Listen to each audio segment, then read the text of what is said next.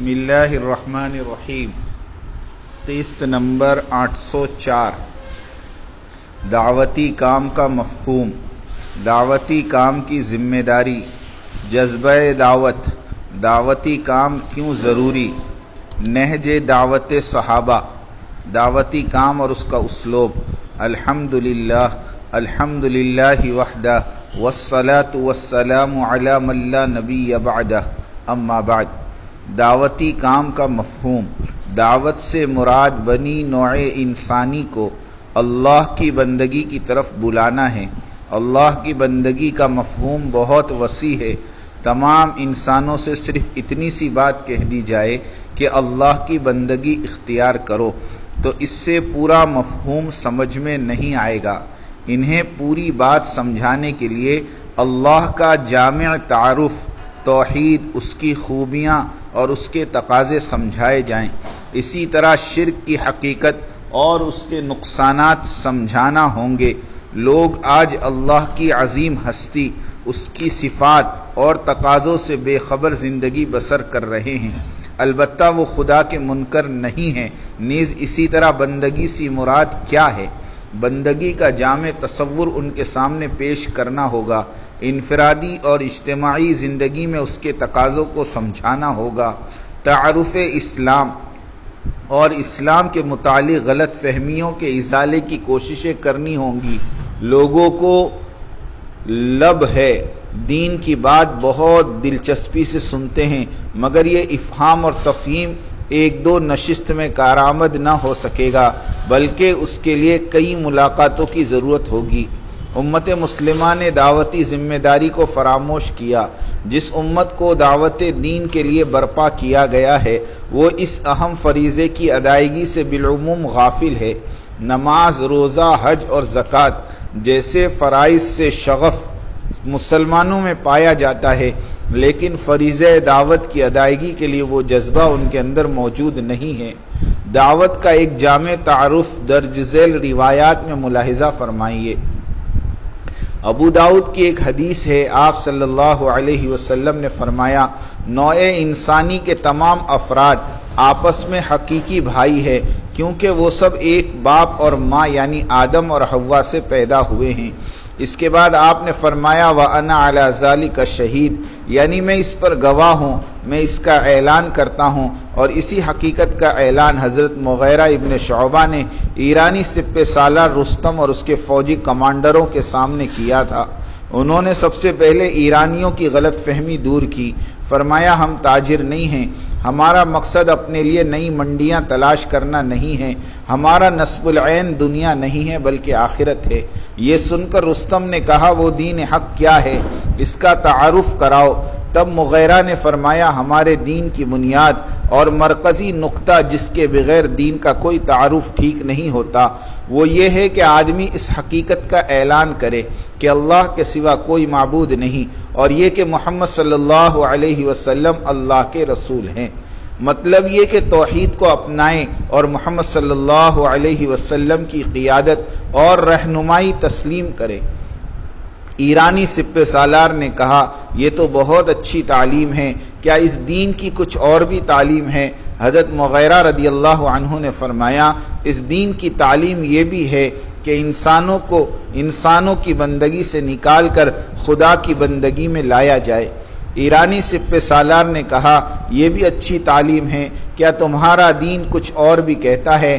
حضرت مغیرہ نے کہا، ہاں، ہمارا دین یہ بھی کہتا ہے کہ تمام انسان آدم کی اولاد ہے، پس وہ سب کے سب آپس میں بھائی ہیں، سگے بھائی، ایک ماں باپ سے پیدا۔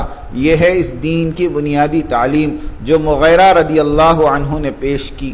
اور اسی سپہ سالار کے سامنے حضرت ربعی ابن عامر نے اپنے مقصد کی ترجمانی ان الفاظ میں کی، اللہ نے ہم کو اس بات پر مامور کیا ہے کہ خدا جن کو توفیق دے انہیں ہم انسانوں کی بندگی سے نکالیں اور اللہ کی بندگی میں داخل کریں، اور دنیا کی تنگیوں سے نکال کر وسیع اور کشادہ دنیا میں لائیں، اور ظالمانہ نظام ہائے زندگی سے نکال کر اسلام کے عدل و انصاف سے روشناس کرائیں۔ پس اللہ نے ہمیں اپنا دین دے کر اپنی مخلوق کے پاس بھیجا ہے تاکہ ہم لوگوں کو اس کے دین کی طرف بلائیں۔ ان دو روایتوں میں دو باتیں سامنے لانے کے لیے پیش کیا ہے۔ ایک یہ کہ اسلام میں صلہ رحمی کا دائرہ پوری نوع انسانی پر پھیلا ہوا ہے۔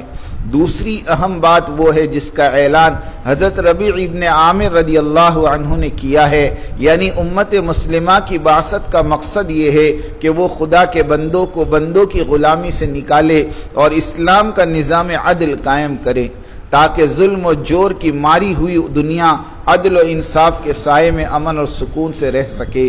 یہی عادلانہ نظام ہے جو نبی صلی اللہ علیہ وسلم کی پیغمبرانہ قیادت اور صحابہ کرام کی 30 سالہ جانفشانیوں کے نتیجے میں قائم ہوا تھا، جسے خلافت راشدہ کا نام دیا گیا ہے، جسے دوسرے لفظوں میں نوع انسانی کا محافظ ادارہ کہہ سکتے ہیں۔ جذبہ دعوت سے مراد یہ ہے کہ مسلمان دعوت دین کو قولاً اور عملاً سب انسانوں کے سامنے پیش کرنے کے لیے اپنے اندر سچا جذبہ پیدا کریں اور عملاً اس پر کاربند ہو جائیں، ان کے دوستانہ تعلقات قائم ہوں، دعوت کی گفتگو اور دعوتی کام محض زبان کا مشغلہ بن کر نہ رہ جائے، دعوت کا کام ان کی پوری عملی زندگی پر چھا جائے، ان کی تمام سرگرمیوں اور جدوجہد کا مرکز اور محور دعوتی کام بن جائے۔ جذبہ دعوت اور دعوت کی عملی جدوجہد میں مسلمان ایک دوسرے پر سبقت لے جانے کے لیے سرگرم عمل ہوں گے۔ زندگی کے آخری سانس تک دعوتی کام ان کے قلب میں موجزن رہے، دعوت محض فکر و خیال کی چیز نہ ہو بلکہ اسے فریضہ سمجھ کر انجام دے۔ جذبہ دعوت کا محرک رضائے الہی اور فلاح آخرت کا حصول ہے۔ یہ محرک صرف اس مادی دنیا تک ہی نہیں بلکہ موت کے بعد ابدی زندگی اور اس میں کامیابی کی ضمانت دیتا ہے۔ مسلمان کی شناخت ایک داعی اللہ بنے اور ایک ایسی جماعت وجود میں آئے جو خدا پرست اور خدا ترس ہو اور خدا کے بندوں سے بے پناہ محبت کرنے والے افراد پر مشتمل ہو۔ یہ داعی جماعت انسانوں کو جہنم کی آگ سے بچانے کا بے پناہ جذبہ اور تڑپ اپنے اندر رکھتی ہو۔ جذبہ دعوت کن کے اندر پیدا کرنا ہے؟ اپنے اندر، اپنے اہل و خانہ اور اپنے خاندان کے اندر اور مسلمانوں کے اندر، مسلم تنظیموں، اداروں، جماعتوں کے قائدین، کارکنان اور وابستگان کے اندر، قبول حق کرنے والوں کے اندر۔ جذبہ دعوت اور دعوتی کام کیوں ضروری؟ مسلمانوں کا منصبی فریضہ دعوتی محنت ہے۔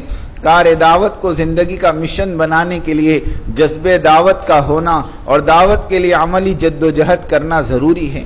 اس کے لیے جذبہ دعوت اور دعوتی کام کا فطری ذوق ہونا چاہیے۔ کار دعوت کی ذمہ داری قرآن اور حدیث کی تعلیمات، اسوہ رسول صلی اللہ علیہ وسلم اور صحابہ کرام کی مبارک زندگیوں سے ثابت ہے۔ سب سے پہلے قرآن مجید کی بعض آیات کے ترجمے پر غور کیجیے۔ اور اسی طرح ہم نے تم کو ایک امت وسط بنایا تاکہ تم سارے انسانوں کے لیے دین حق کے گواہ بنو اور ہمارے رسول تمہارے لیے گواہ ہوں۔ سورہ بقرہ آیت نمبر 143۔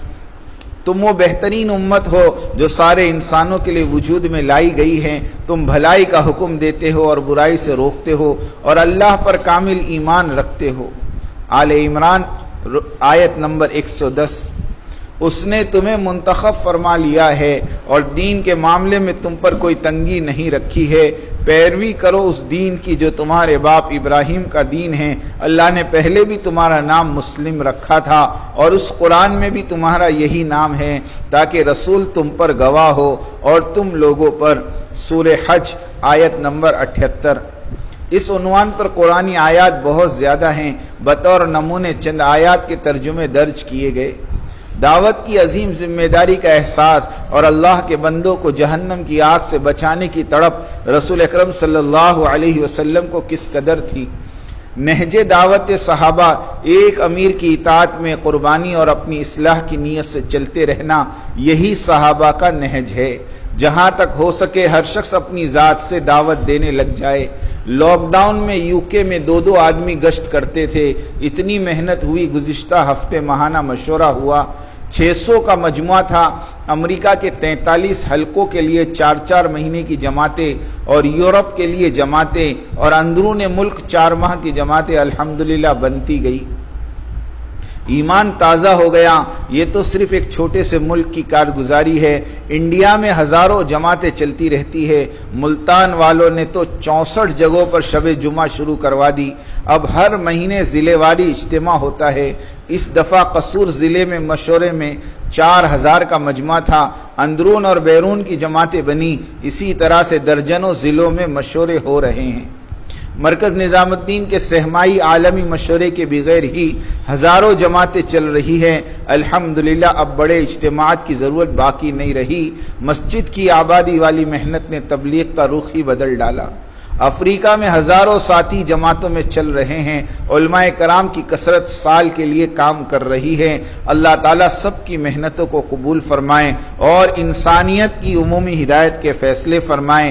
آمین وآخر دعوانا ان الحمد للہ رب العالمین۔ بات کو سمجھنے کے لیے سب سے پہلے آدمی اپنے ذہن کو اور اپنے برتن کو اعتراض اور تردد اور اشکال سے خالی کرے، اس لیے کہ اگر کسی بات کو بھی مفہوم مخالف اور کسی بات کو بھی کسی دوسرے عمل کی تردید یا اس کی تنقیص یا اس کی افادیت کو کم سمجھنے کے سوء ظن کے ساتھ سنا گیا، نفع کی باتوں سے نقصان ہونا یقینی ہے۔ اس لیے سب سے پہلے ہم اس کی نیت کریں، پوری بات سنیں گے، آگے پوری بات نقل کریں گے۔ آدھی سننا یہ بھی دین و دعوت کے لیے ناقص، اور آدھی بات کا نقل کرنا یہ تو بڑے فساد کا ذریعہ ہے۔ اس لیے بہت توجہ کے ساتھ بات سننی ہے۔ اور اگر آپ نے ابھی تک ہمارا چینل سبسکرائب نہیں کیا تو فوراً سبسکرائب کیجئے، ساتھ ہی بیل آئیکن پر کلک کریں تاکہ مزید آنے والی ویڈیو ہیں وہ آپ کو وقت پر ملتی رہیں۔